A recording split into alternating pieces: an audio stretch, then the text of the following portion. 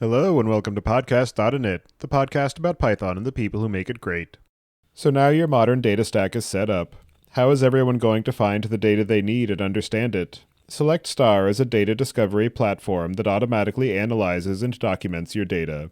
For every table in Select Star, you can find out where the data originated, which dashboards are built on top of it, who's using it in the company and how they're using it, all the way down to the SQL queries.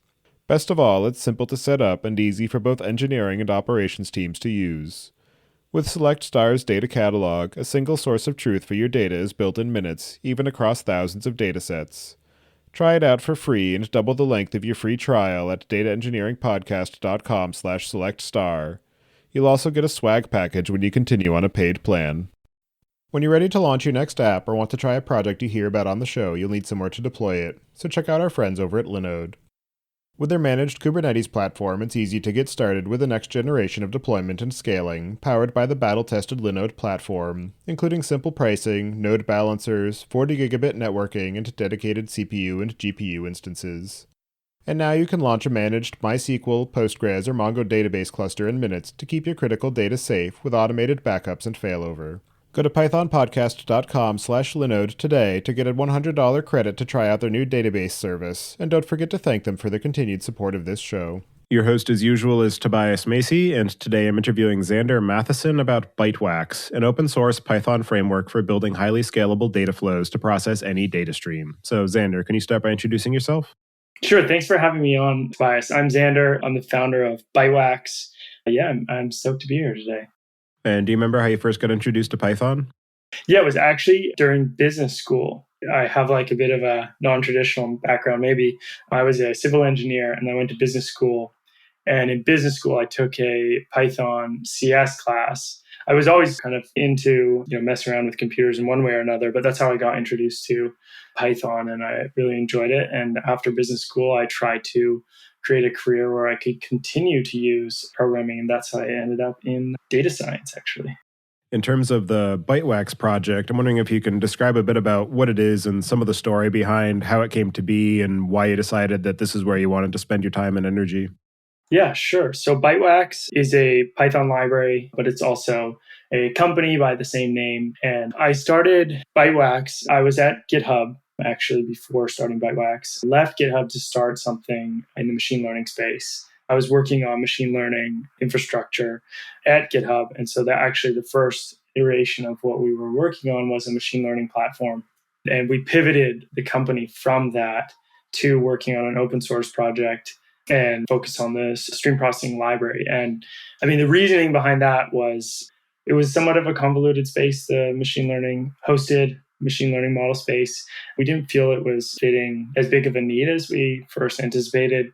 And we also kept running into people who wanted to be able to build data processing against data streams in Python. We had good start to that, so we kept working on Bytewax as the open source project.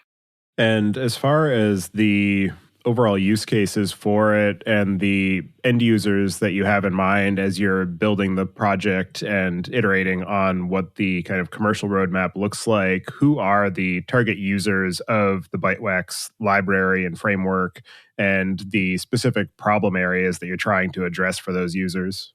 To be honest, we keep learning about more use cases, but I'll start with the users. When we've been developing Bytewax, the users we have in mind are data engineers and data scientists or machine learning engineers. Quickly after we announced the project, we had a lot of interest from the machine learning community to use this for feature transformations. So oftentimes in machine learning, you train a model on some large feature set that you create, and then you want to run some inference in real time, and you need to be able to do whatever you did to the data to use it in the model in the training step, to do that in the inference step. And so there seemed to be a nice overlap in abilities and requirements there. Coming back to the use cases, it is a generalized data processing framework, but what we are seeing as great use cases are complex analysis on streams of data. So that's your more machine learning-esque type things. But in addition, people are using Bytewax for moving data around and doing small transformations. So maybe you're moving data from Kafka to Snowflake, you can use a Kafka connector, but let's say that you actually want to augment that data in some way before you move it to Snowflake. Say you want to join it with some data from another database or turn IP into a geolocation or something like that. So instead of needing to do that in two hops, one for the augmentation and then back to Kafka and then another one using Kafka Connect, you could do that in one step, which was slightly different use case than initially intended, but I think it's awesome that people have found the utility there. And in terms of the ways that people have been solving this problem up till now, you mentioned one in the Kafka use case where you might be using, Kafka Connect, or you might be using Kafka Streams or something like Faust Project from Robinhood to be able to pull the data out from a topic, manipulate it, write it back into another topic, and then use Kafka Connect to write it out into the destination system. In the kind of streaming processing world, there are a whole bunch of options out there. I'm just wondering, as you've seen people starting to adopt Bytewax, what are some of the ways that they're factoring that into their existing architectures? Or for the case where maybe they're doing a greenfield project with it, what are some of the alternative structures that they were considering before they settled on Bytewax as the solution to their problem? Yeah, I think you covered most of the alternative solutions there. Yeah, you have the Flink, Spark structured streaming. In the Kafka ecosystem, you have the Kafka Streams, Kafka Connect. And those are largely a heavy lift for operation and getting started. And they're mostly Java focused. So there's little overhead for Python folks to adopt those Java-based ecosystem of tools. As far as the architecture where you would potentially replace this with Bytewax, or would be a good place to get started with Bytewax. So oftentimes, as a Python developer, you want to consume some data from Kafka. It is fairly easy to take the Python Kafka library or the Confluent Kafka library and start consuming data and processing it. But very quickly, when you start to work with partition data and you need to aggregate things or window things, it becomes increasingly difficult, or if you want to scale your consumer group. And that's where people have reached for Faust in the past in Python. I would say this is a good place to introduce Bytewax because you can write your data flows and to do aggregations and windowing, and you don't have to worry about the complexity of managing the multiprocessing and exchanging data across the processes, or all of that kind of is abstracted away. In the Python ecosystem, a couple of other projects that people might be using for adjacent use cases are things like Dask or Ray. And I'm wondering how you think about the ways that Bytewax either complements those tools in their ecosystems or some of the ways that Bytewax might be an alternative to them for specific use cases. Yeah, I think those are both like really great tools, and they have a lot of integrations built into, the data frame library, or they're very Python-esque and great for batch processing or handing scaling across multiple machines when you want to scale out your ability to respond to API requests. I think they're great tools. Where we're focused is more on streaming data, and part of this is due to what we leverage underneath Bytewax is a project called Timely Dataflow, which is a Rust library. And Timely Dataflow uses a dataflow programming model. So when you write a dataflow, Bytewax dataflow, and you have all these operations that are sequential, those all happen on one worker. And that lends itself well to parallelizing across streams because you can have the input and output parallelized, and you don't need to have the same orchestration or scheduling going on that you might have with a centralized execution framework. And so that's kind of where we see the complementary systems, one for where that kind of parallelized IO situation, another one, Dask and Ray, et cetera, is great for when you want to farm out one thing to a bunch of workers and have it executed. As far as the Bytewax project itself, you mentioned a bit about the fact that it's relying on Timely Dataflow as its core kind of data management layer. I'm wondering if you can just talk a bit more about some of the architectural and implementation details of Bytewax and some of the ways that it was designed to be able to address some of these data processing and data manipulation and scalable data workflows. Yeah, I have to also mention when we talk about the implementation of Bytewax, Pyo3. It's a framework for running Python and Rust, and it's a really great project. And any Python developer who's looking for performance benefits, I think it's a really good place to look. We got a lot of the capabilities of Bytewax from timely data flow. Timely data flow is a project that is, or the library itself was authored by someone whose name is Frank McSherry, and I won't try to speak exactly to it. I'll let him do that. There's a lot of great material about timely data flow that he's written and recorded. He works on the Materialize streaming database. That's the company he founded. Anyway, timely data flow, it was out of Microsoft research that they came up with this idea to kind of change the execution model. And I think that there's a good paper on it that I won't try to summarize here that Frank wrote called Scalability at What Cost. But it just talks about how there's so much overhead with these distributed systems sometimes that until you reach a certain scale, you don't actually get the benefits of the parallelization because of network overhead or serialization overhead. And using that data flow programming model, they were able to, I think he uses one core machine to match the capabilities 100 Spark nodes or something like that. So timely data flow gives us a lot of benefit there for performance. It also, the library has all these operators built in. So it manages the communication between the workers, spinning up the workers, et cetera, and some of the operators. So the work we've done is turning that into something that is less academic and more that can be used into production. So working on persisting state in a way that the data flows can be recovered, adding integrations with Kafka, et cetera, and other semantics that work for the Python library. With timely data flow as the core engine for being able to manage some of that data distribution and communication across the different processes and workers as you scale out horizontally, I imagine that for being able to actually bring that data in, initially you're relying a lot on some of the ecosystem of Python tooling for database connectors, client libraries for different data systems.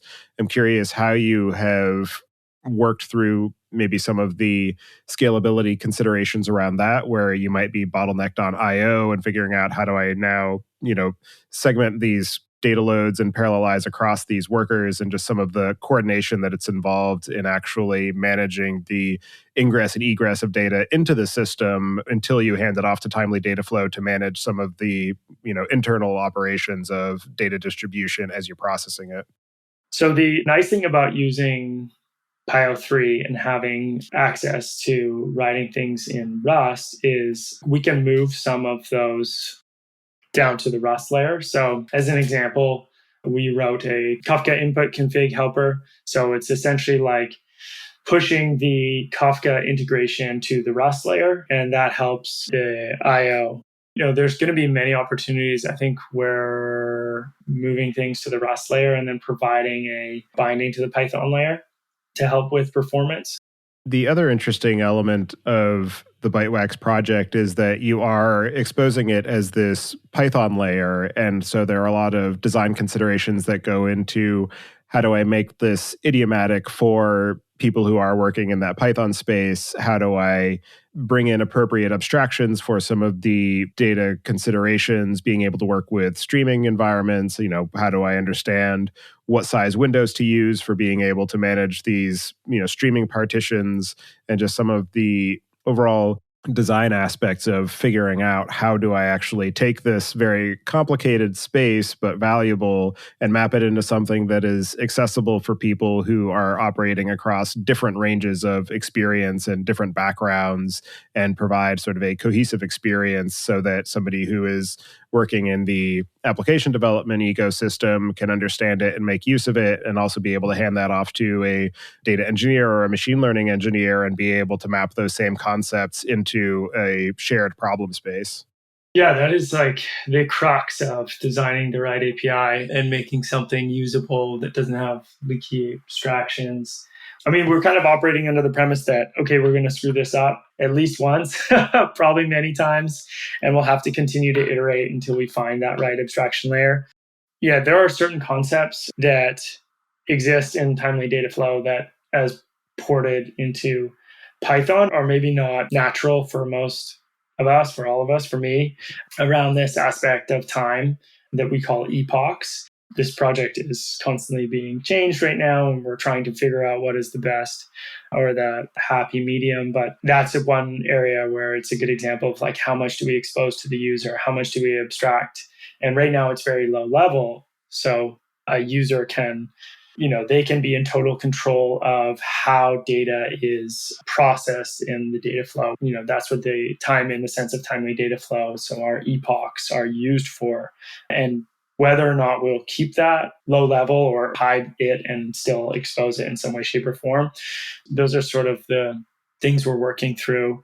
Because right now, it's so open-ended. You can connect to anything as long as there's a Python library to do that, and you can make windows with using epochs, and then you can be control of advancing the data flow and emitting a new epoch. And all that can get really confusing. And so, we continue operating and let's give some of the lower level access. We'll try abstractions, and when they don't work, we'll go back to the drawing board and then work on them again. And one place we've been kind of working on this is on the inputs, providing tumbling windows or other windowing semantics or ordering semantics and how those work and how users will use them. I think it's probably one of the hardest parts of marrying up the ideas in timely data flow and what Python developers are used to. It looks like a functional programming paradigm, and it's different. Ray uses decorators, and there's what we're used to as Python developers maybe isn't totally translated to Bytewax. So there's some learning curve there. And I think that's partially because we're kind of exposing that from timely data flow. I'm really interested to see how that changes. Our method is right now is, put something out there and learn from it and then try and reiterate on it to make it more user-friendly and better, broader experience when it comes to the API.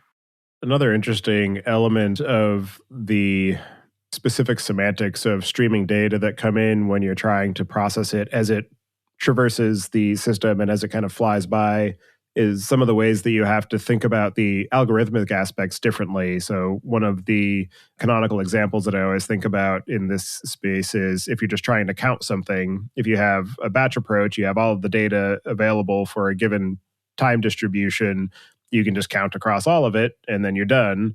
But as soon as you start having to manage counts across different, events as they traverse the system and they potentially come in out of order, then you start having to think about, okay, I'm going to use a hyperlog log so I can take an approximate count over this time distribution.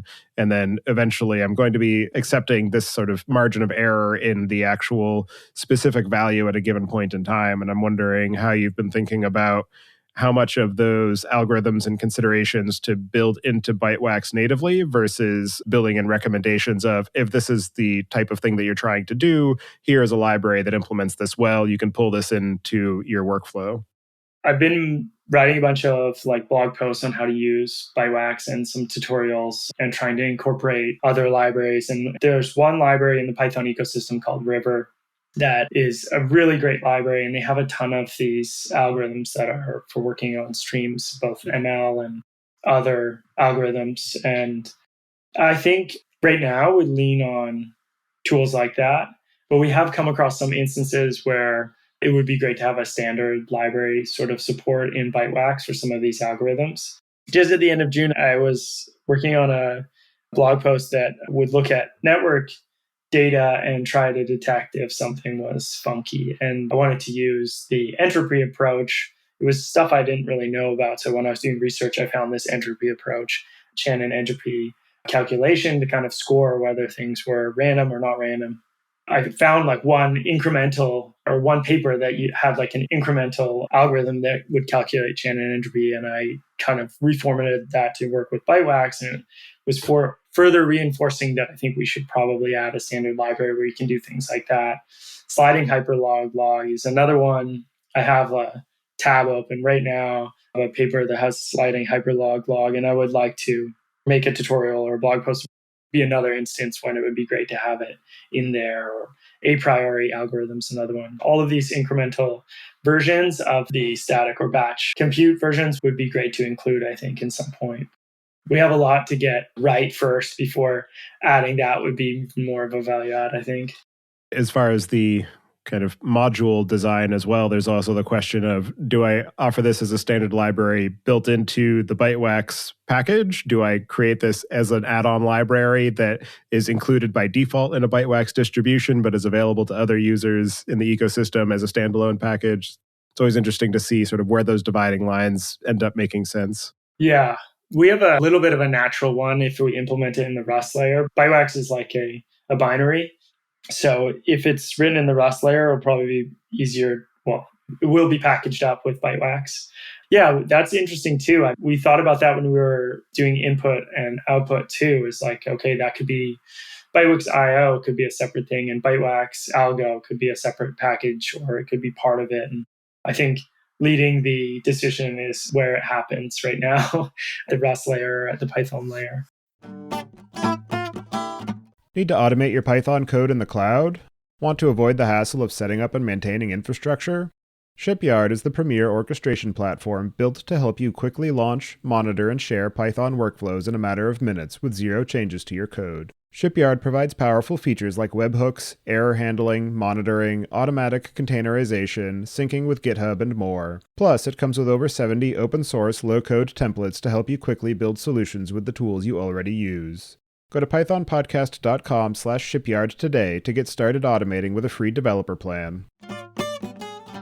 Going back to some of the kind of evolution of the project, you mentioned that your initial goal was actually to build a machine learning platform, and then you ended up shifting direction into where you are now. I'm wondering if you can talk to some of the sort of early ideas and goals that you had and how you ended up moving in this direction instead, and just some of the ways that the project as it stands now has evolved from some of those early ideas and experiments.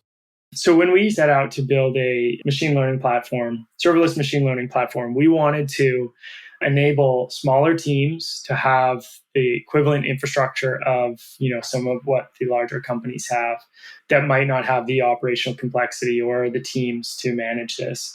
We also wanted to provide a way for people to manage real-time inference, including pre and post-processing.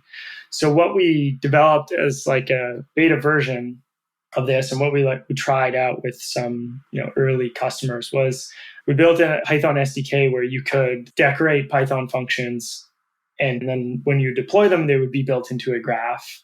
So it was sort of like this Python-based directed graph for real-time processing, but it was leveraging a queuing system called NATS that runs on Kubernetes, and then we would run the steps, the individual processes, as pods on top of Kubernetes.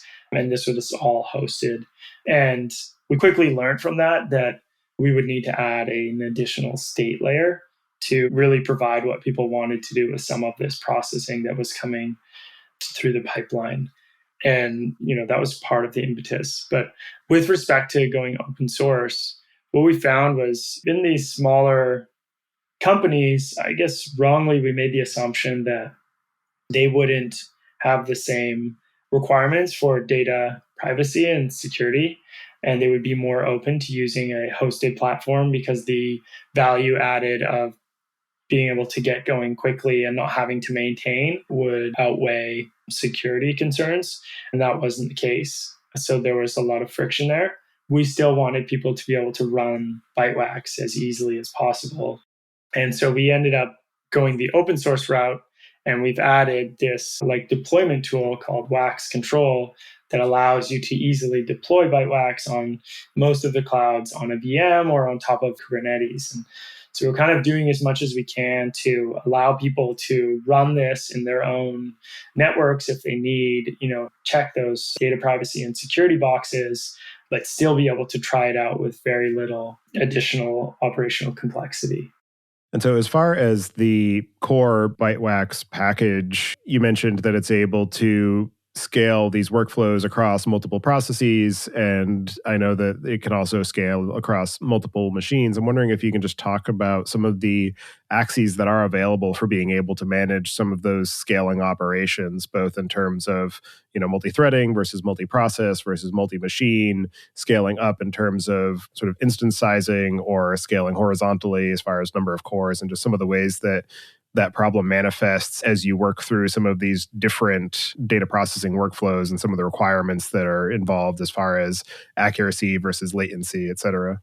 Bytewax has two dimensions. There's workers, which are threads, and then there are processes, which are processes that you can run a data flow and scale it across. And the way that, I often talk about it, just it depends on what your workload is bound to. So if you're processing things and you require a lot of CPU, then you're probably going to want to parallelize it with more processes and less threads. If it's more just IO bound, like lifting and shifting, then you can probably get away using threads. You'll save some of the performance knock of moving things around on processes. In terms of scaling the machine, so we actually have some work to do here. So right now we're working on this state recovery across multiple workers. And a next step on that is how you would add a single new worker, a single new process to a data flow so you can scale the number of parallel data flows running. It's not a trivial problem to solve because you have to reshuffle state across these machines. But once we've solved the ability to add another worker or process and we have state recovery, then you should be able to have the ability to, change the node, change the machine type, or increase the amount of CPU or memory and scale that way as well. For people who are building on top of Bytewax, can you talk through some of the overall design and development workflow of actually building a solution with Bytewax for being able to manage some of these data processing use cases? Just sort of the going from I have this idea or I have this requirement of I need to, move this data, perform this transformation on it, or, continuously manage these transformations, and then actually implementing that in the API that's exposed and getting that deployed onto a running system. I think this is where using timely data flow and Bytewax is a great experience because you can run it locally really easily.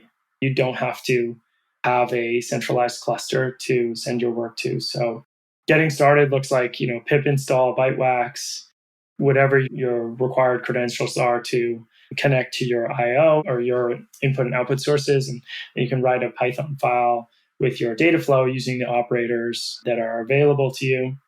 And then you can just run it locally as a Python file, Python myfile.py with 3 workers or whatever it might be. So that's great because you can run it locally and you can also write tests.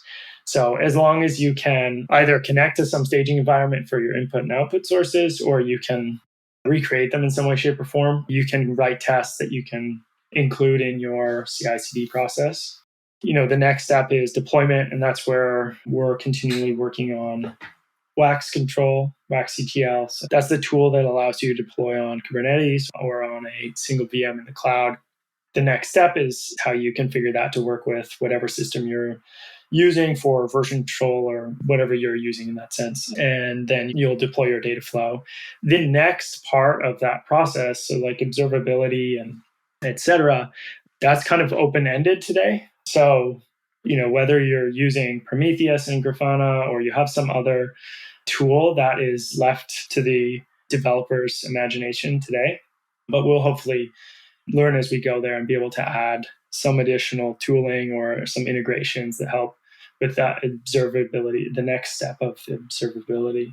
In terms of actually building in testing or quality checks, what are some of the considerations beyond just standard Python practices for being able to actually validate the work that you're doing with a Bytewax workflow, and just some of the ways to think about scaling the logical complexity as you maybe move across multiple different operations on a particular unit of data as it goes from source through to destination?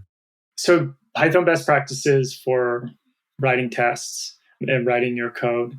We've kind of by design, you can't really shoot yourself in the foot with scaling and having the right data on the right worker. Because when there's an operator that is a stateful operator, like stateful map or reduce epoch, you're required to have your data in the format, a tuple that has a key and then the data. And that key is used for exchanging data across workers. So because of that, as you scale, from testing to production, you're somewhat protected from ending up with the wrong data on the wrong workers. It could still happen potentially, but if you're aggregating, you won't. I think that's nice in terms of the scalability story of going, once again, this is partly timely data flow. It's great for that scalability story of running locally and then scaling it across multiple processes or workers. And then also, as far as managing the organizational aspects of the code, as you say, okay, I'm going to start with my initial implementation. The example where we say, I have a user record that is being processed. So my first operation, I want to obfuscate their email address so that doesn't flow through into the destination system in clear text. I'm going to erase everything before the @ sign. So all I know is the domains that people are using for their email.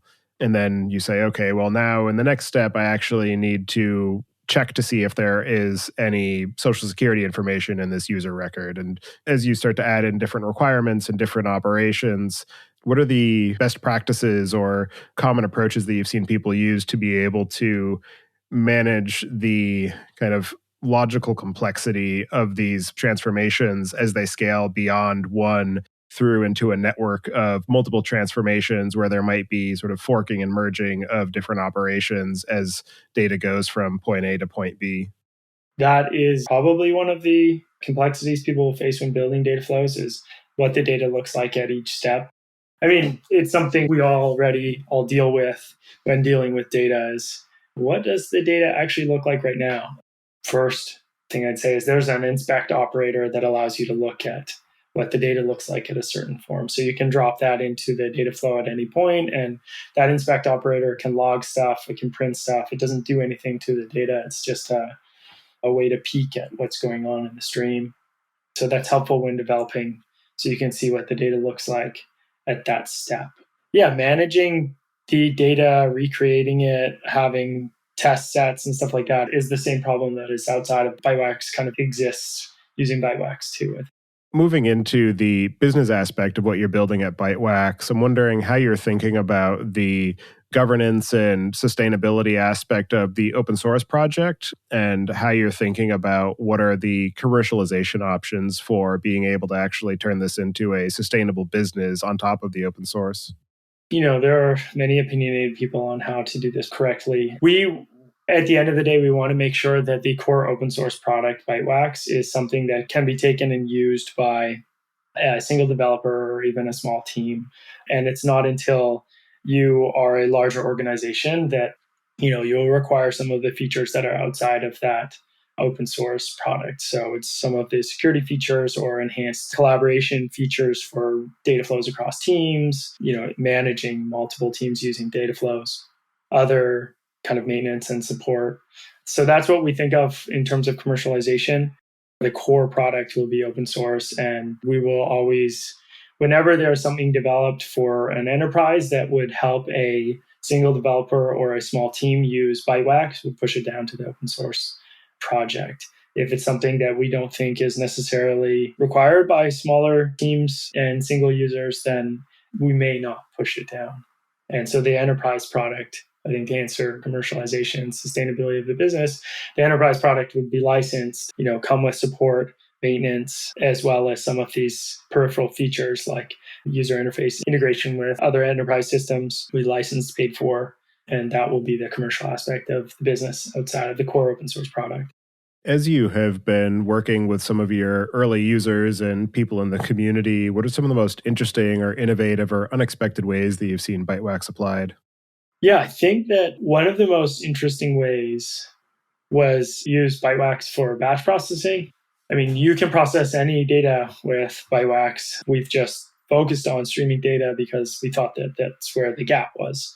It's a specific use case where sort of a lift and shift from a one data store, like a data warehouse that is not supposed to be used in production, doesn't have the sort of latency requirements, and lifting it and shifting it to a database that is more suitable for production, has lower latency. And that was an interesting use case because it just sort of was unexpected. But then once we looked at it and kind of went through the effort of what it would look like, it made sense because you could split the offline store, let's call it the data warehouse, let's say it's like Parquet files in S3, you can hand a list of files to Bytewax and split them all over the workers or processes and then parallelize that and then write it into this production database. So that was an interesting use case for Bytewax that kind of wasn't fully expected. We largely had in mind these sort of more advanced processing, like complex business processing and machine learning type use cases.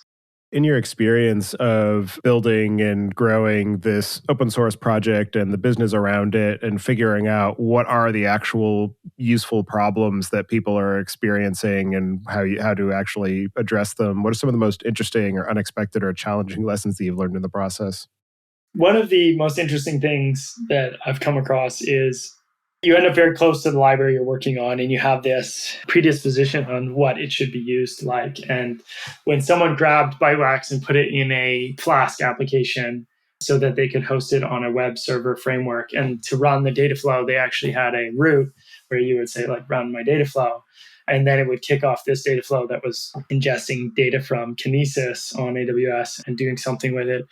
I was like, I did not expect that. I did not expect Bytewax to be used in that way. And it was just kind of interesting how, I don't know, potentially we have this idea that everything ends up in a web server. It was interesting. You always end up with a fast API or a Flask service running your thing. And it just became, okay, cool. I guess Bytewax can also run in a web service that way. It was just interesting to me how we're all kind of biased towards making things into web services.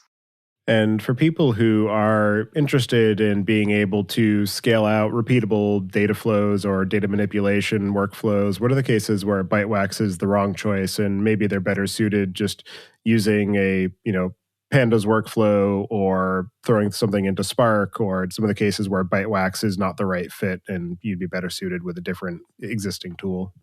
Well, I think, we all have to be reasonable. And if your organization is a Spark organization and you already have support for Spark, sometimes it's best not to try and fight that for using a new tool. You brought up Pandas. I think if you're doing Pandas workflows, those parallelize so well on some of the other frameworks like Dask and Ray. And we haven't built in any of the support into Bytewax to be able to do that at the same scale. So that's another good use case. If you cannot split the input to parallelize upon the input, it might not be the best use case. So if it's not a list of files, if it's a single file and you have to load it all and read it all and into one worker and then process it one at a time, and only then would it be parallelized, it's probably not the best tool today. And as you continue to iterate on the project and the business, what are some of the things you have planned for the near to medium term, or any particular problem areas that you're excited to dig into? As I mentioned earlier, adding additional workers. We're still working on adding integrations with input and output. And we have a upcoming release that will have the first of that work and the first of the state recovery work. I'm really excited about adding more input and output integrations because that will help people a lot. It's just a lot easier to get started. I'm also excited about some point in the future adding some of these incremental algorithms so they can be used off the shelf and you don't have to necessarily understand how the math works or how to re-implement it yourself from a paper. That's pretty exciting. And in addition to all of that, the work around how Bytewax is deployed and how it fits into the rest of the data ecosystem is also really interesting. And we have a lot to learn there. And I think we still have a lot of work to do to make that all play nicely together. Are there any other aspects of the Bytewax project or the overall problem space of being able to manage performant and scalable data workflows in the Python ecosystem that we didn't discuss yet that you'd like to cover before we close out the show? Yes, we didn't mention Streams. Streams is a Python project that is very similar to Bytewax. It's meant for processing iterable objects. It was started by the founder of Coiled, who founded Dask, actually. It's now maintained by someone else. And it's also a cool project, and we've looked at it multiple times. I think it has great integrations for visualizing streams, which is a big space that has not been kind of addressed very well in the Python ecosystem. The main difference between Bytewax and Streams is that ability to parallelize the I/O. It has a scatter and I can't remember what they call it, scatter and combine or reduce type of flow. But yeah, that's another one worth mentioning for sure. For anybody who wants to get in touch with you and follow along with the work that you're doing, I'll have you add your preferred contact information to the show notes. And so with that, I'll move us into the picks.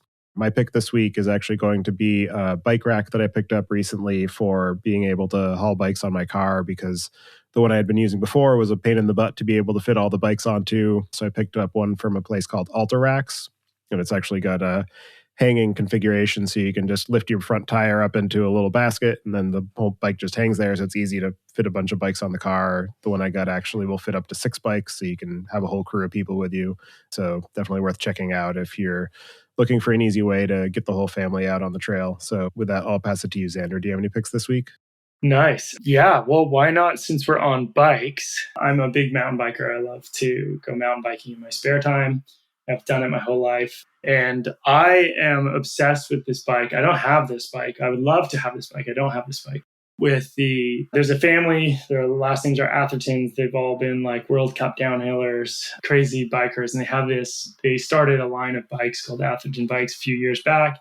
I'm obsessed with the bikes because they're 3D printed titanium lug nuts with glued in carbon fiber members, I guess, between. They have really cool suspension design, and one day I dream of having one. So they 3D print it and they're like fully customizable. So the price point is out of my reach, but maybe one day. All right, I'll definitely have to take a look at those. So definitely appreciate you taking the time today to join me and share the work that you've been doing with Bytewax. It's definitely a very interesting and useful project, and it's always great to see more of these entrants into the Python ecosystem for being able to manage some of these scalable data workflows that have up till now been largely the domain of Java. So I appreciate all the time and energy that you and your team have been putting into that, and I hope you enjoy the rest of your day. Thanks, Tobias. It was great to be here. Thank you so much for having me. Thank you for listening. Don't forget to check out our other shows, the Data Engineering Podcast, which covers the latest on modern data management, and the Machine Learning Podcast, which helps you go from idea to production with machine learning. Visit the site at pythonpodcast.com to subscribe to the show, sign up for the mailing list, and read the show notes. And if you learned something or tried out a project from the show, then tell us about it. Email hosts@pythonpodcast.com with your story. And to help other people find the show, please leave a review on Apple Podcasts and tell your friends and coworkers.